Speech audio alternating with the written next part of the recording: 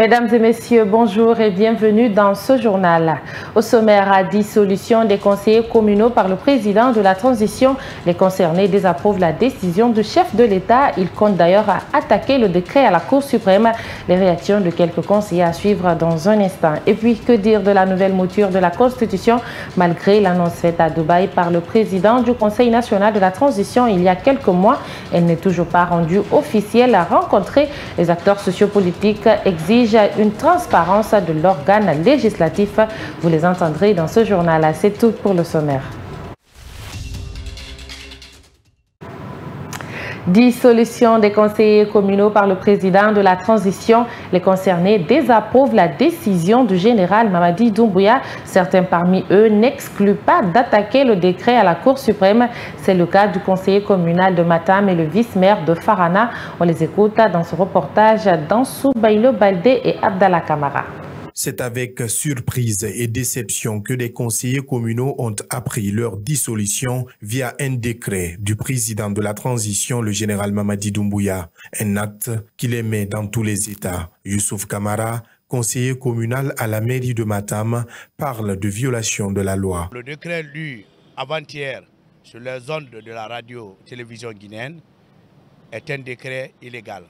Illégal en ce sens que sur la question de la dissolution des communes rurales et urbaines en République de Guinée, seul l'article 80 prévoit cette dissolution. De son côté, Mohamed Lamine Kaba, président du Parti Fidèle et vice-maire de la commune urbaine de Farana, ne cache pas sa déception. Pour lui, c'est un autre coup d'État qu'ils viennent de subir après celui du 5 septembre 2021 à l'Assemblée nationale. Je pense que en tant que député dissous le 5 septembre 2021 et redissous encore ce 27 mars 2024 de mon poste de vice-maire de la commune urbaine de Farana, je peux dire que ça me fait un double coup d'État. Youssouf Kamara annonce la mise en place d'un collectif des conseillers communaux pour attaquer le décret à la Cour suprême. Une idée soutenue par Mohamed Lamine Kaba qui reste tout de même sceptique quant à l'aboutissement d'une telle démarche. Nous sommes en train de nous réunir.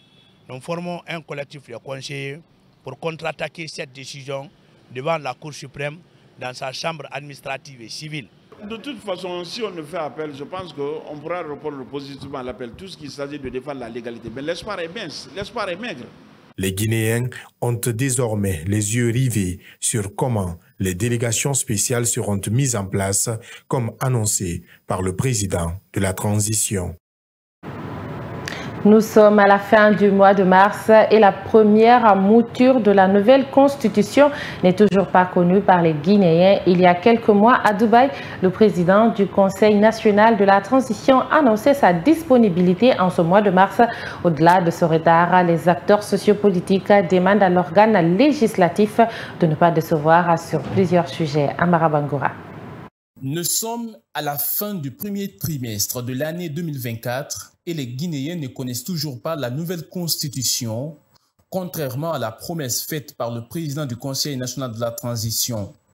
Alpha Bayo est le coordinateur national de la Maison des associations et ONG de Guinée. Quel que soit ce que vous allez dire, c'est une constitution bicamérale, c'est une constitution qui respecte les intangibilités constitutionnelles, qui met des garde-fous pour éviter les révisions ou les changements constitutionnels. Ça, c'est des éléments qui sont importants, mais aujourd'hui, ce que le peuple en a besoin, c'est la disponibilité de cette constitution pour prendre connaissance du fond. Et est-ce qu'il faut vraiment voter oui ou non?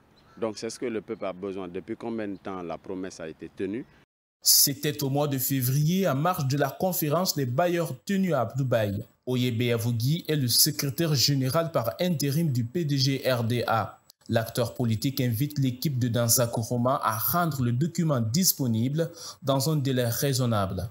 Le problème majeur, et nous pensons que c'est vrai que ça a pris un petit retard, et conformément aux engagements pendant le débat d'orientation constitutionnelle, mais le CNT, je pense que la porte n'est pas fermée et nous avons relativement certaines informations et nous pensons que le président du CNT essaiera de mettre ça à la disposition de l'opinion pour que les gens puissent analyser afin de pouvoir se prononcer dessus de façon objective.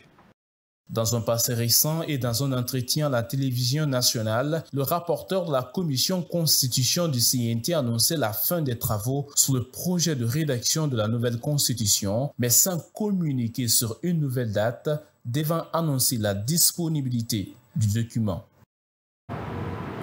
Dans le reste de l'actualité, le journaliste Mamadou Babila Keïta, administrateur du site d'investigation inquisiteur.net, est convoqué le 3 avril prochain à la Haute Autorité de la Communication. La convocation fait suite à une plainte de l'ancien ministre de la Justice et des Droits de l'Homme, Alphonse Charles-Wright, qui accuse le journaliste des faits de diffamation dans un article intitulé « Ministère de la Justice, le parfum de la corruption autour des marchés publics ».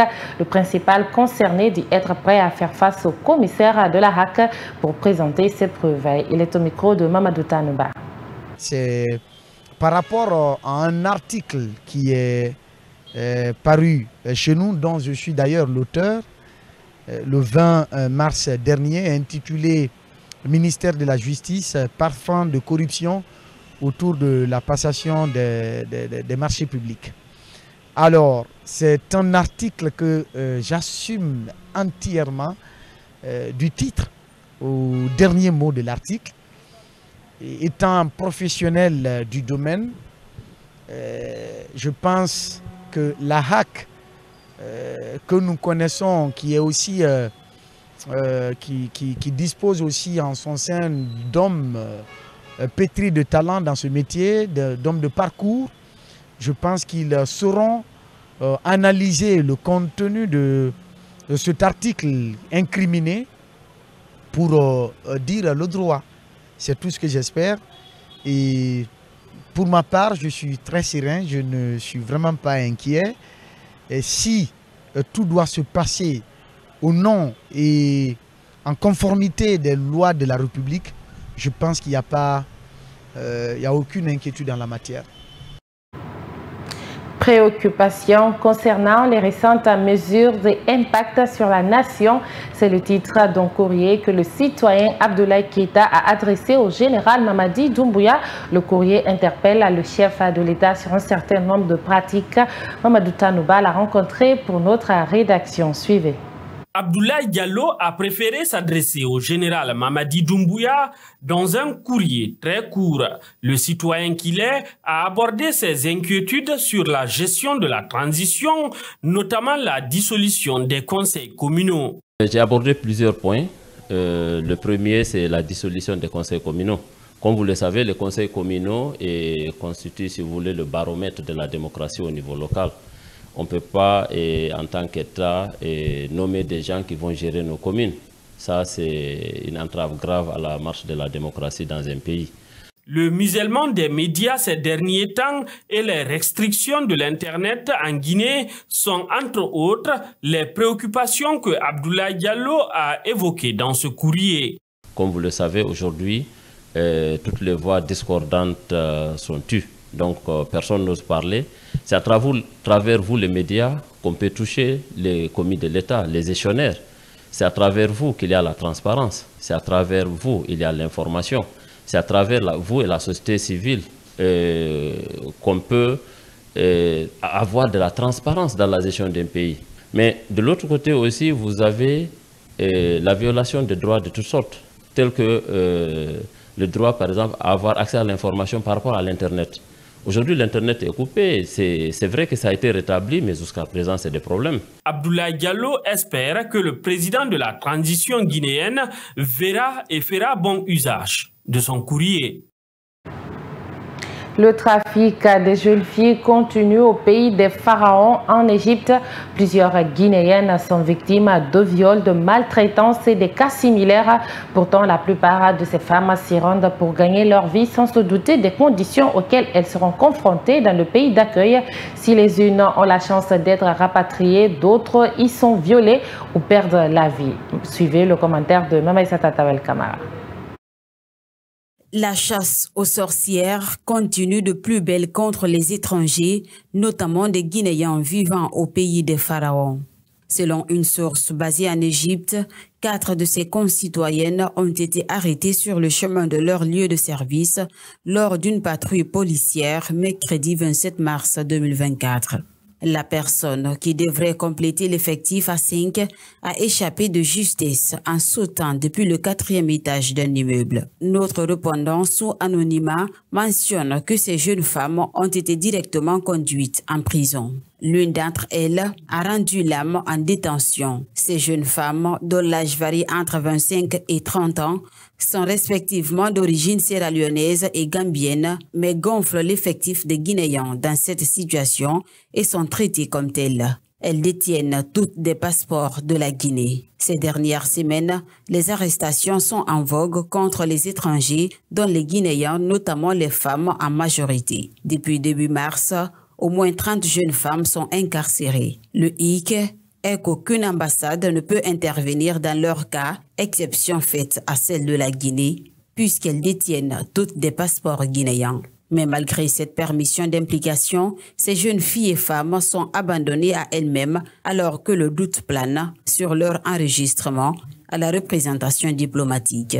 Notre informateur souligne que les Guinéennes ne sont pas les seules dans le viseur des autorités égyptiennes. D'autres nationalités comme des Libériennes sont dans le lot. Ces dernières interpellent et invitent le ministre des Affaires étrangères, de l'intégration africaine et des Guinéens établis à l'étranger à faire cas de leur situation dans un pays où la déshumanisation des étrangers ne fait l'ombre d'aucun doute. C'est la fin de ce journal. Merci de l'avoir suivi. Au revoir.